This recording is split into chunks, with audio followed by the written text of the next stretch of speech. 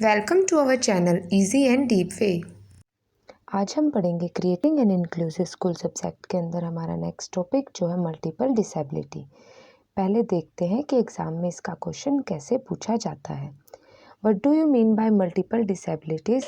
Discuss the characteristics of and assessment of multiple disabled children. इसमें multiple disability का meaning, definition, characteristics, causes व types of assessment व identification of multiple disabled children को explain करेंगे। तो चलिए शुरू करते हैं इसके मीनिंग से।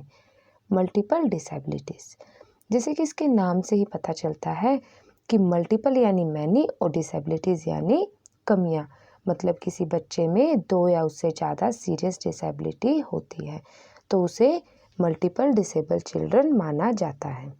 जैसे hearing impairment including deafness, deafness with blindness, intellectual disability along with blindness. वैसे तो हम इन सभी डिसेबिलिटीज़ को अलग अलग डिटेल में डिस्कस कर चुके हैं कि कैसे ये आइडेंटिफाई की जाती है, क्या क्या कॉजेज़ व सिम्टम्स होते हैं इनके और कैसे इन्हें ट्रीट किया जाता है। तो इस टॉपिक को समझने के लिए आपको पहले सभी टॉपिक्स को समझना ज़रूरी है, जिनकी वीडियो का लिंक नीचे डिस्क्रिप्शन बॉक्स में गिवन है। अगर आपने वो वीडियो नहीं देखी तो पहले उन्हें ज़रूर देखें, तभी इसे देखने का बेनिफिट होगा, अदरवाइज़ ये टॉपिक आपको समझ में नहीं आएगा। पढ़ते हैं। इट मीन्स एग्जिस्टेंस ऑफ 2 और more disabilities in a child और many combination of disabilities are possible. For example deafness with speech impairment, यानी अगर किसी को सुनाई नहीं देता तो हो सकता है कि उसे बोलने में भी प्रॉब्लम होती हो। उसी प्रकार अगर किसी को दिखाई न दे और साथ साथ सुनाई भी न दे तो ये किसी भी प्रकार की डिसेबिलिटीज़ का कॉम्बिनेशन हो सकता है। And it affects the child's learning, balance, use of senses, movements, thinking etcetera, यानी ये बॉडी के एक पार्ट के साथ साथ दूसरे ऑर्गन्स को भी अफेक्ट करता है। ठीक है, अब करते हैं इसके डेफिनेशन। आइडिया यानी individual with disabilities education act, उसने माना है कि जब किसी बच्चे की साइमल्टेनियसली यानी एक साथ कई कमियां जैसे इंटेलेक्चुअल डिसेबिलिटी के साथ ब्लाइंडनेस व ऑर्थोपेडिक इम्पेयरमेंट यानी हड्डियों व जोड़ों से संबंधित कोई डिसेबिलिटी होने के कारण उसकी एजुकेशन पर इफ़ेक्ट पड़ता है तो उसे मल्टीपल डिसेबिलिटी कहते हैं। देखते हैं। Multiple disabilities means simultaneous impairment such as intellectual disability with blindness, intellectual disability with orthopedic impairment, etc. The combination of which causes such severe educational needs that they cannot be accommodated in a special program solely for one of the impairment.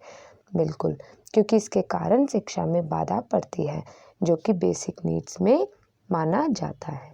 ठीक है, अब करते हैं characteristics of multiple disabled children, मतलब अलग अलग disabilities का एक बच्चे पर कंबाइंड इम्पैक्ट होता है, जिसके बारे में जानना बहुत इम्पोर्टेंट है कि कैसे ये कॉम्बिनेशन बच्चे की लर्निंग, थिंकिंग, कम्युनिकेशन, बिहेवियर व एकेडमिक अचीवमेंट को अफेक्ट करता है।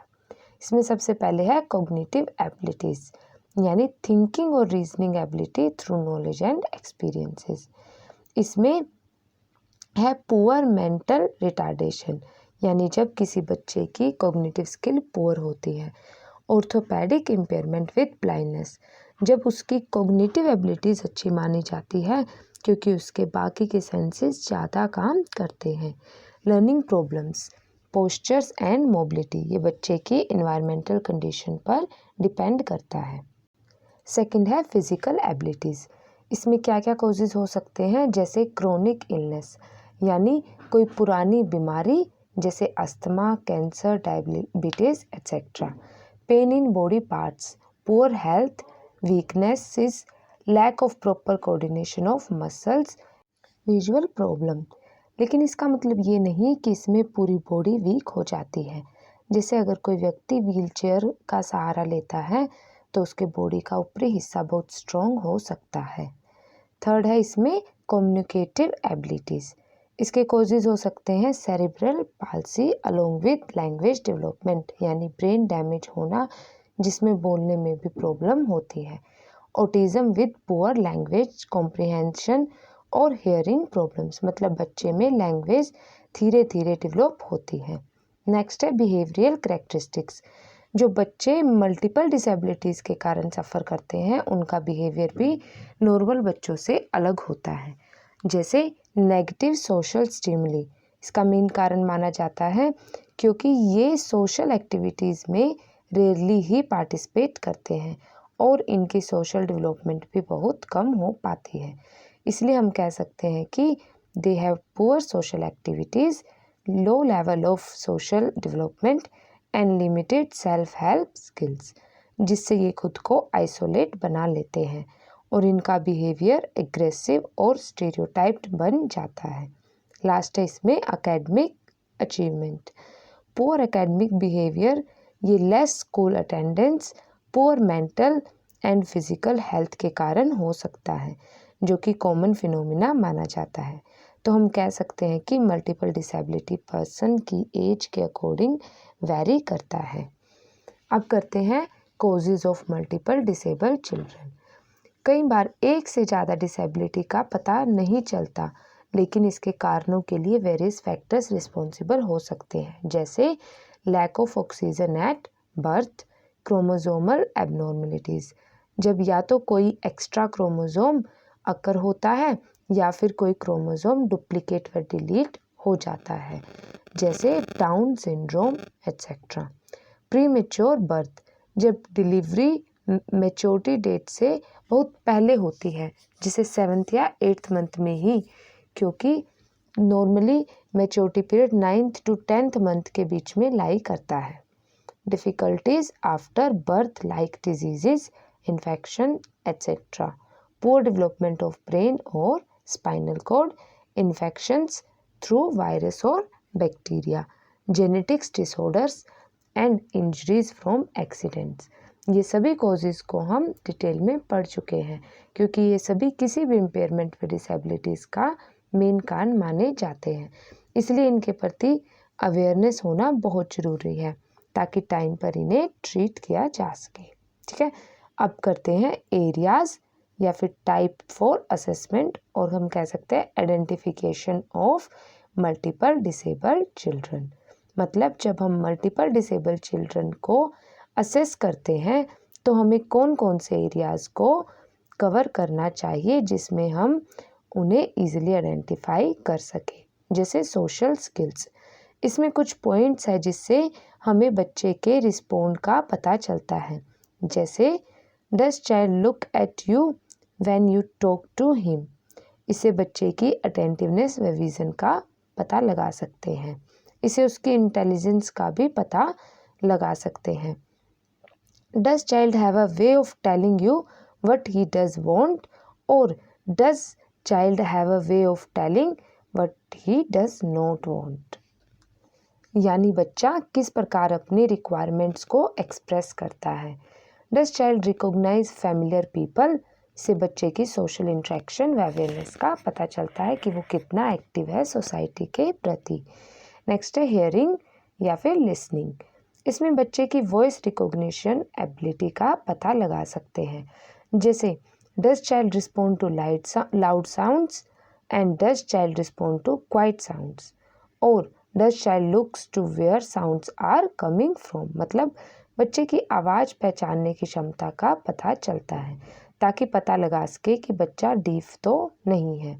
And does child recognize familiar voices, does child listen carefully to voices, जैसे कि हमने हियरिंग इम्पेयरमेंट में पढ़ा था कि साउंड को डेसिबल में मेज़र किया जाता है, जिससे हमें बच्चे की वॉइस रिकॉग्निशन का पता चलता है। नेक्स्ट है विज़न यानी या फिर लुकिंग, जैसे does child look at objects, does child follow objects, is child interested in what's going on around him, and what does child's like to look at most. इन सभी ऑब्जर्वेशन से बच्चे की विजुअल इम्पेयरमेंट का पता लगा सकते हैं। फिर है टच, इसमें क्या आइडेंटिफाई करेंगे कि does child respond when you touch him, does child respond differently to different type of touch, does child feel object, and does child play with objects with hands. इन सभी असेसमेंट से हम बच्चे में न्यूरोलॉजिकल डिसऑर्डर को check कर सकते हैं। नेक्स्ट है स्मेल। इसमें सिर्फ बच्चे के सेंस ऑर्गन्स को चेक किया जाता है, जैसे are there smells that the child likes and are there smells that child doesn't like. Does child know it's time to eat when he smell food. तो इससे हम पता चला सकते हैं कि बच्चे के सेंस ऑर्गन कितने काम करते हैं। नेक्स्ट है मूवमेंट्स।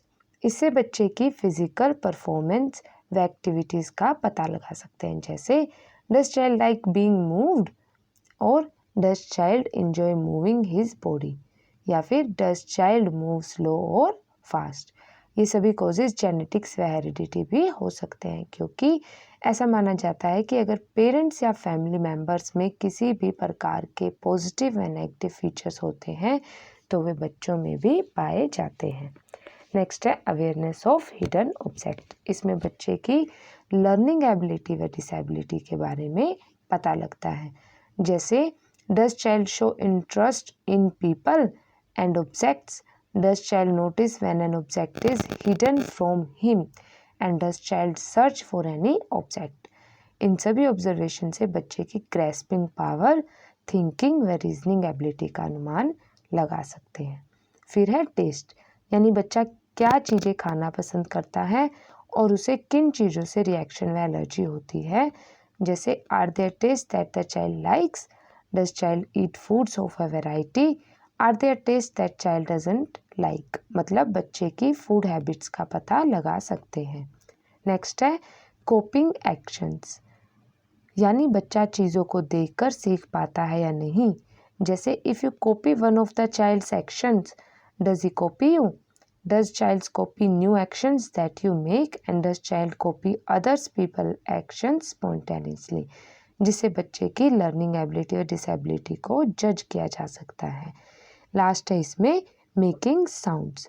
इससे बच्चे की वोकैबुलरी व लैंग्वेज का अनुमान लगा सकते हैं, जैसे does child make sounds, does child make a variety of sounds and does child copy sounds made by adults. और हम कह सकते हैं does child make more sounds at certain times, यानी बच्चे कितने अवेयर व अटेंटिव होते हैं साउंड्स के प्रति। तो हम कंक्लूड कर सकते हैं इन असेसमेंट के बेसिस पर टीचर्स व पेरेंट्स वेरियस एक्टिविटीज़ को प्लान कर सकते हैं उनकी मल्टीपल डिसेबिलिटीज़ को रिमूव करने के लिए, जिससे बच्चे अपनी स्किल्स को इम्प्रूव कर सकें। ठीक है, तो अगर आपको ये टॉपिक समझ में आए तो इसे अपने दोस्तों के साथ शेयर कीजिए ताकि सबका भला हो सके। और नेक्स्ट वीडियो की नोटिफिकेशन के लिए हमारे चैनल को सब्सक्राइब कीजिए और किसी भी डाउट को क्लियर करने के लिए आप कमेंट भी कर सकते हैं। I will try to resolve your doubts. Thank you.